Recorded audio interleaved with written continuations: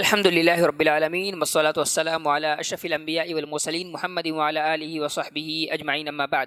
عن عروۃ البارقی رضی اللہ عنہ ان النبی صلی اللہ علیہ وسلم آتاہ دینارا یشتری به اضحیہ او شاۃ فاشترى شاتین فباع احداہما بدینار فاتاہ بشاۃ ودینار فدعا له بالبرکۃ فی بیعہ فكان لو اشترى ترابا لربح فيه رواه الخمسة إلا النسائي وقد أخرجه البخاري ضمن حديث ولم يسقه لفظه وأورده الترمذي وله شاهد من حديث حكيم بن حزام المراد محترم سامعین کرام، آپ کے سامنے یہ حدیث پڑھی گئی ہے. یہ حدیث کتاب البیوع باب الشروط وما نہی عنہ سے متعلق ہے. تو اس حدیث میں اللہ کے نبی صلی اللہ علیہ وسلم یہ ہے کہ عروہ البارقی رضی اللہ تعالیٰ عنہ یہ حدیث کے راوی ہیں، کہتے ہیں کہ ان نبی صلی اللہ علیہ وسلم آتاہ دینارا، اللہ کے رسول صلی اللہ علیہ وسلم نے انہیں ایک دینار دیا. کیوں دینار دیا تھا؟ تاکہ ان کے لیے قربانی کا ایک جانور خریدیں یا ایک بکری خریدیں. فاشتری شاتین، تو انہوں نے ایک دینار سے 2 بکریاں خریدی. پھر انہوں نے کیا کیا؟ فباع احداہما بدینار، ان میں سے ایک بکری کو 1 دینار کے بدلے میں بیچ دیا. فَأَتَاهُ بِشَاةٍ وَدِينَارٍ، اور ایک بکری اور 1 دینار لے کر کے اللہ کے رسول کے پاس آئے. فَدَعَا لَهُ بِالْبَرْكَةِ فِي بَيْعِهِ، تو اللہ کے نبی صلی اللہ علیہ وسلم نے ان کے لیے ان کے کاروبار میں برکت کی دعا کی.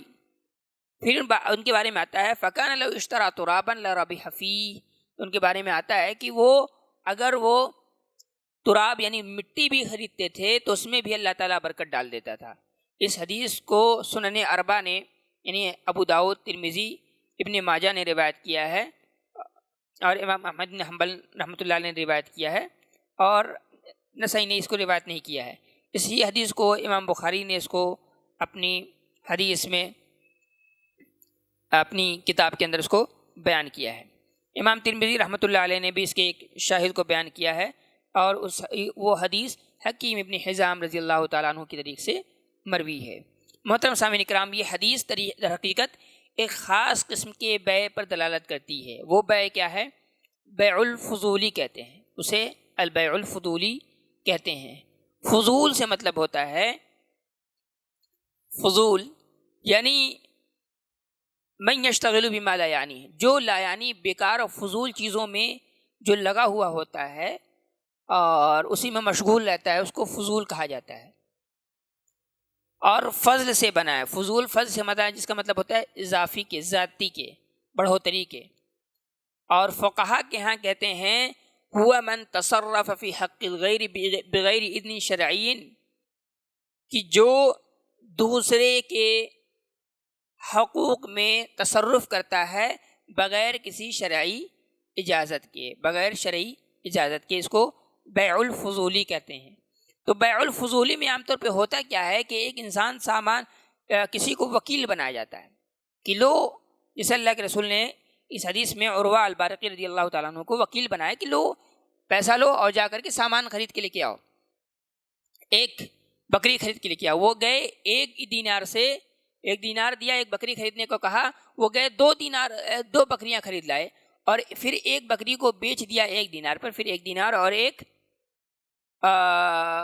بکری لے کر کے آئے. تو اس کو کہا جاتا ہے بیع الفضولی.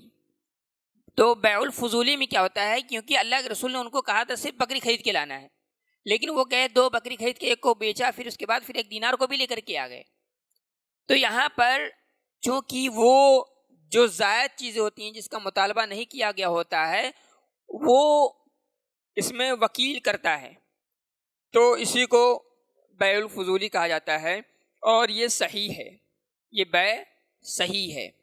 کیوں؟ اس لیے کہ اس میں جس کو وکیل بنایا ہے وہ در حقیقت جس نے وکیل بنایا ہے اس کی منفعت، اس کی بھلائی کا سوچتا ہے. پہلی بات تو یہ. دوسری بات یہ کہ یہ بیع صحیح ہوگی جس نے اس کو وکیل بنایا ہے اس کی اجازت پر. اگر وہ اجازت دے دے گا تو پھر وہ صحیح ہوگا، اگر اجازت نہیں دے گا تو یہ بیع صحیح نہیں ہوگی. تو یہاں کیوں؟ اس لیے کہ وہ مال جو ہے نا وہ در حقیقت اس کا مال ہے، یعنی جس نے اس کو وکیل بنایا تھا، اس نے کہا تھا تمہیں ایک بکری خریدنی ہے، وہ جاتا ہے ایک دو بکری خریدتا ہے، ایک کو بیچ کے 1 دینار اور ایک بکری لے کر کے آتا ہے۔ تو کہنے کا مطلب یہ ہے کہ اس میں جس نے وکیل بنایا ہے اس کو کاروبار کے لیے، کوئی چیز خریدنے کے لیے، اس کی اجازت کی ضرورت ہے۔ اگر وہ اجازت دے دے گا تو پھر وہ صحیح ہوگا، اور اگر اجازت نہیں دے گا تو وہ بیع فسخ کر دیا جائے گا۔ کہتے ہیں الحدیث دلیل علی ان الربح لیس له حد معین۔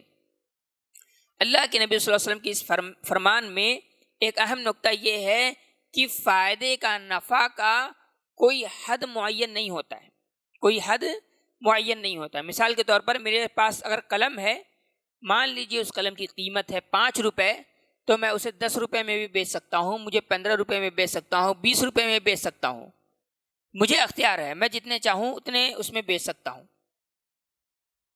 تو شریعت نے فائدے کی، نفع کی کوئی حد مقرر نہیں کی ہے۔ کیوں؟ لِأَنَّهُ رِزْقٌ مِّنَ اللَّهِ تَعَالَى، اس لیے کہ اللہ رب العالمین کی طرف سے رزق ہے، اور تجارتی معاملات میں اس کا بڑا اثر ہوتا ہے۔ اور یہ چیزیں جو یعنی نظام العرض و طلب کے تحت ہوتی ہیں۔ جیسے اگر مارکیٹ میں سامان کم ہے، ڈیمانڈ زیادہ ہے، تو سامان کی ویلیو بڑھ جاتی ہے، اس کی قیمت بڑھ جاتی ہے۔ اور مارکیٹ میں سامان زیادہ آ گیا، ڈیمانڈ کم پڑ گیا، تو ایسی صورت میں سامان کی قیمت کیا ہے، خود بخود ڈاؤن ہو جاتی ہے۔ تو یہ اللہ رب العالمین کا ایک نظام ہے، تو وہ اس کے تابع ہے کہ قیمتیں گھٹتی بڑھتی رہتی ہیں۔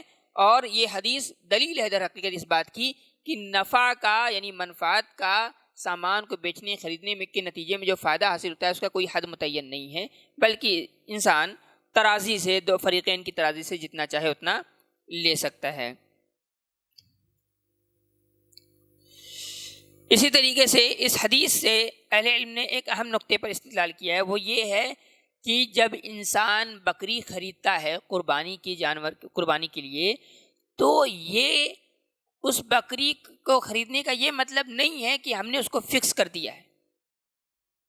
کیوں؟ اس لیے کہ بکری خریدنا دوسرے مقاصد کے لیے بھی ہوتا ہے، ہو سکتا ہے انسان اس کو پالے، ہو سکتا کبھی انسان دودھ کے لیے بھی خریدتا ہے، یا دوسرے مقاصد بھی ہوتے ہیں۔ تو اسی لیے جانور خریدنے کا یہ مطلب نہیں ہوتا ہے کہ آپ نے اس کو قربانی کے لیے خاص کر دیا ہے، پہلی بات۔ وَإِنَّمَا تَتَعَيَّنُ بِاللَّفْظِ، اس لیے کہ جو اضحیہ ہوتا ہے اس کی تعین لفظ کے ذریعے سے بول کر کے ہوتی ہے۔ جیسے مثال کے طور پر جب تک یہ نہ کہا جائے کہ یہ بکری میں انشاءاللہ آنے والی بقرعید کو قربان کروں گا، تب تک وہ اس کی تعین نہیں ہوگی۔ خریدنے کا مطلب یہ نہیں ہوتا ہے کہ تعین ضروری ہے۔ تو یہ چند احکام تھے جو حدیث سے متعلق تھے، میں نے بہت ہی اختصار کے ساتھ آپ کے سامنے رکھا ہے۔ اللہ تعالیٰ سے دعا رب العالمین ہماری اور آپ کی اصلاح فرمائے۔ آمین۔ وآخر دعوانا الحمدللہ رب العالمین۔